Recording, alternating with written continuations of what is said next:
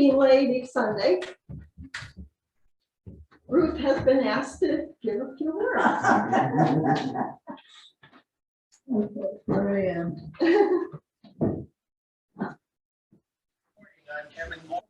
Yeah. Well, for part of it anyway. Okay. Hey, thank you all for coming. You know, as I stand here, I often wonder why Rick chose me, you know? I'm not here to judge. Maybe I don't need to know why, but anyway, thank you. I'm going to start by saying I love this church. I was born and I was raised here in it. I also knew about Jesus as a child going to Sunday school here. I know and I believe that we can help and reclaim our church's soul and the life, love, and the way of Jesus. So God love you and bless you, which leads me to my message today, which is unexpected blessings. And I'm going to start with one thing, which is crazy. My daughter took me to an appointment this few days ago, and then she said, "Mom, I'm going to take you out for lunch." And so she's, "Where do you want to go?" And I told her, "There's Bob's Cafe in Rocky Hill, kind of like it. I used to go with girlfriends." So we went there and we ordered and we're sitting, and I just happened to look over to my left and I see a woman with a service dog. And the service dog was adorable. It looked like a Saint Bernard, but in a smaller vein. And all of a sudden, the woman comes over to me and she said, "My dog is next to me and it wanted to come over to you. Do you mind?" I mean, some people aren't crazy about dogs, right? And I said, "Yeah, I'd be happy to." The dog just stayed at my feet the whole time we were there. And I was telling my daughter about today, and I said, "I chose unexpected blessings." She says, "Mom, there's your first unexpected blessing, never dreaming." And the dog apparently is known there, and they said, "Oh, this dog is a lot. This woman comes in to eat a lot, and this dog just greets." We don't know why they chose this person or that person to sit with, and he just stayed there for 3/4 of an hour. Every so often I'd give him a pet, and then every so often I'd feel a nose against my leg, and I go, "Oh, I think he wants a pet." And I thought, that's just a very simple thing, but how much love there is even in an animal. I didn't even have this in my notes. It just came off my head. But anyway, now I'll give you a little about me. Living in East Berlin is where I grew up till I was about 12 years old. And we did what most kids do. Play games, went to school, bought penny candy at the store. And what was a treat, when few of us would go to the movies. And we had to walk from East Berlin to Berlin. You had to get a bus. There wasn't a bus that just came through every day. And then we take the bus. Cost a dime to get into the movies up until you were 12 years old. One day I was in there, I was 11 years and maybe 10 months, and they said, well, you're gonna have to pay an adult. I fought until I got 2 more months until I turned 12. I can't believe I did that, but I did it. Oh, it's crazy. That's not in my notes either. And added. Oh, God. But when we had to walk to Berlin, every so often, there would be one parent that would take us to the bus. And I said, that's our blessing. But we knew we'd go to the movies, take the bus back to Berlin, but we still had to walk back to East Berlin. But we didn't mind. We're a bunch, a bunch of kids. Hey, it's fine. So when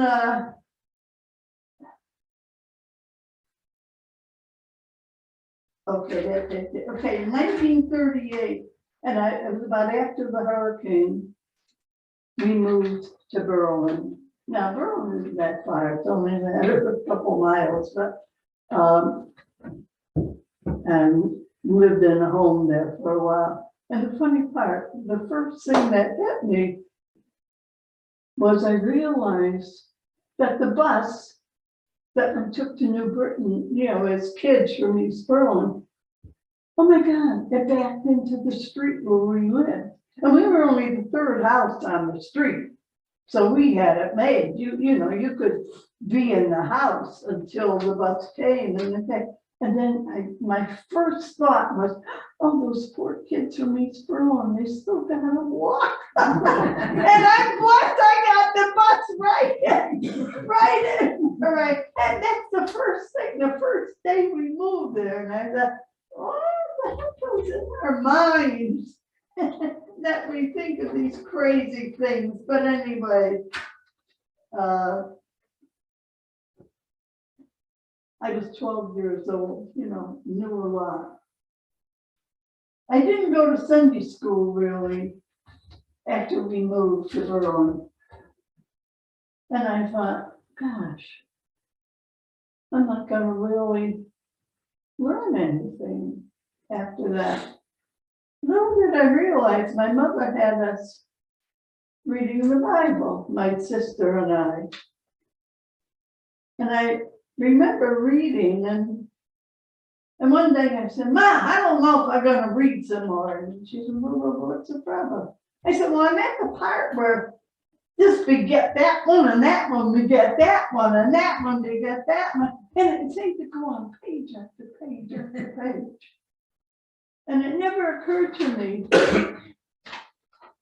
to read another section. I was just reading like chapter after chapter after. My mother said, you don't have to follow. But I couldn't get that through my head. You had to read Genesis, Exodus, Leviticus, and stupid. And then another thing, my mother liked hymns. And my sister and I used to sing them to her. And I think, hey, I was learning all this time and telling me, because I wasn't going to Sunday school like that, I didn't learn anything. And that's not true. You learn every single day. My father I remember as a kid him saying, Ruthie, every day, every person you meet in life, you will learn something. Good, bad, you pick it out. And it's true. You don't realize it. But my gosh, you really do. And some wonderful things, I must say.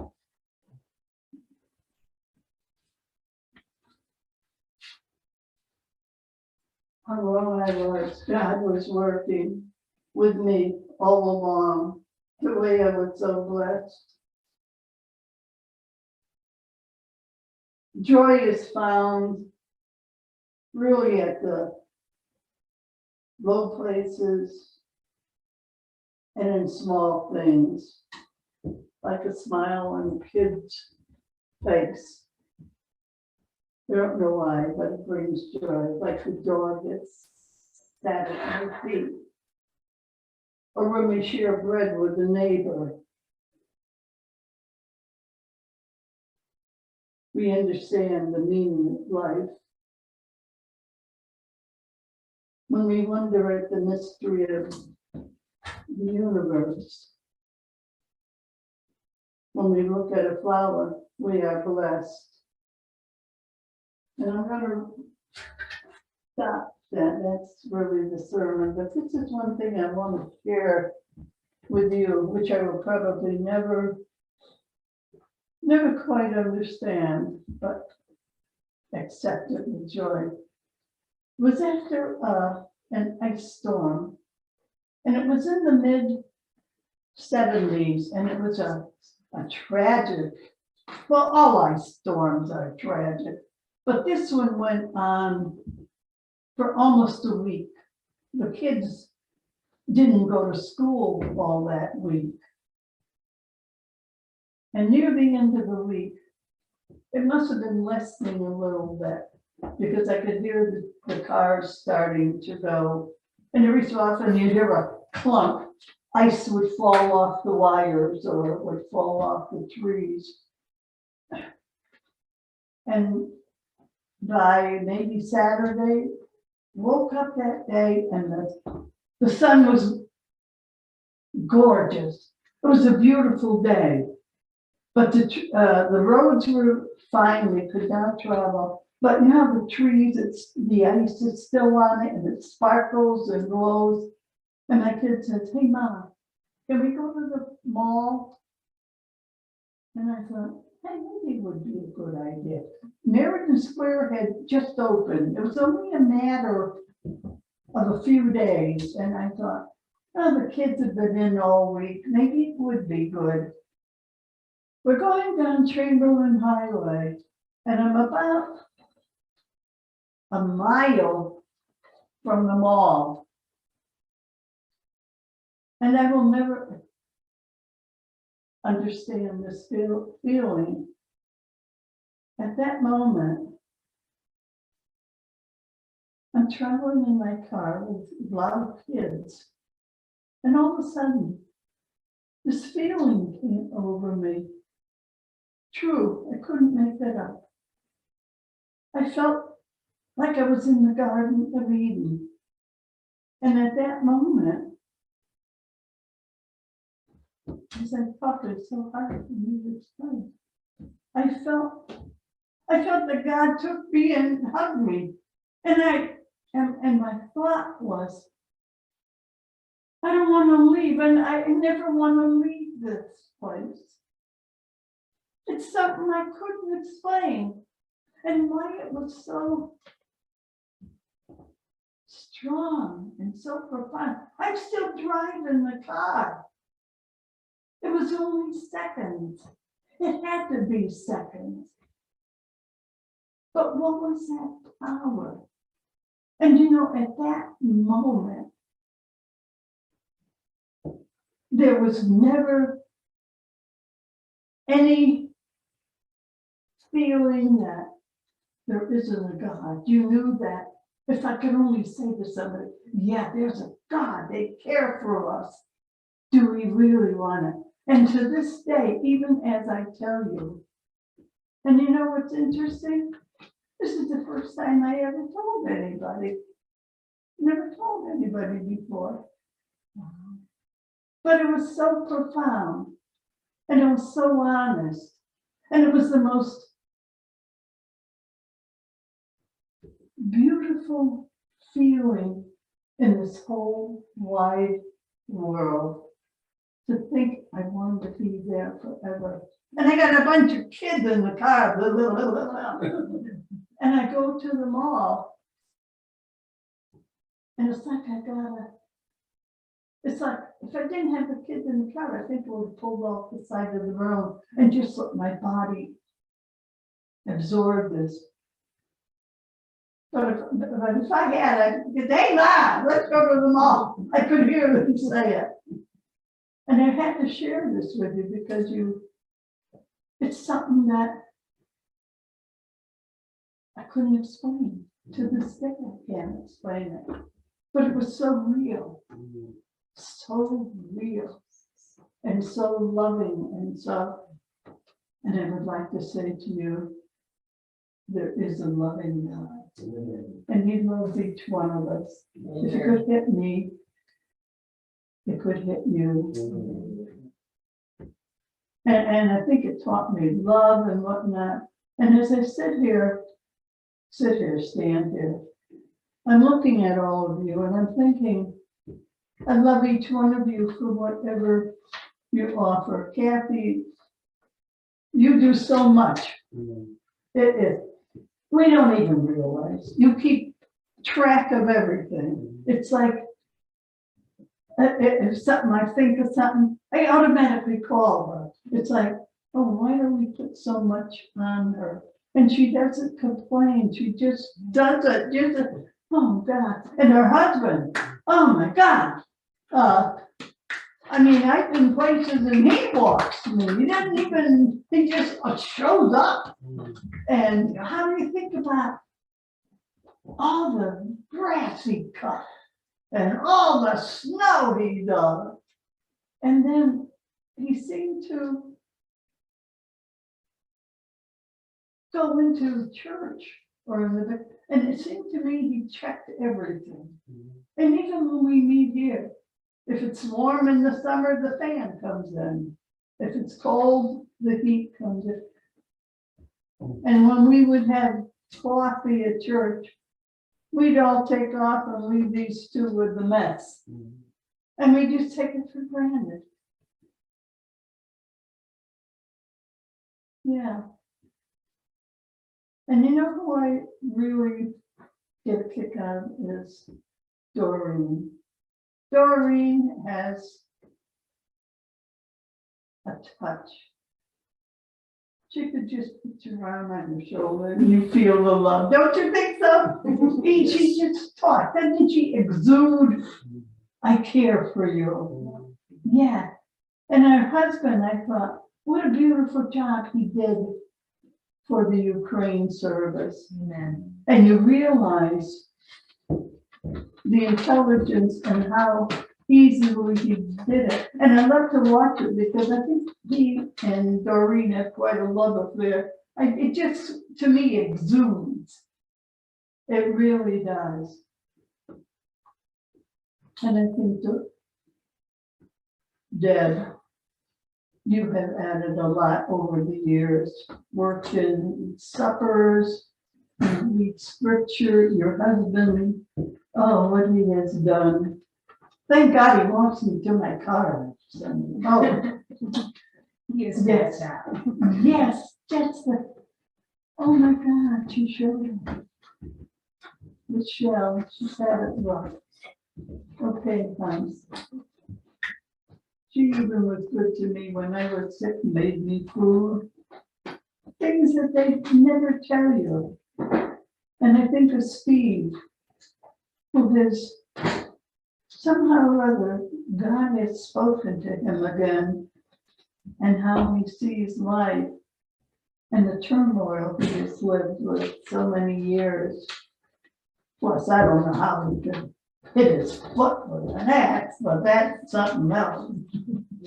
But he's lived with an awful lot. And Pat has worked very hard.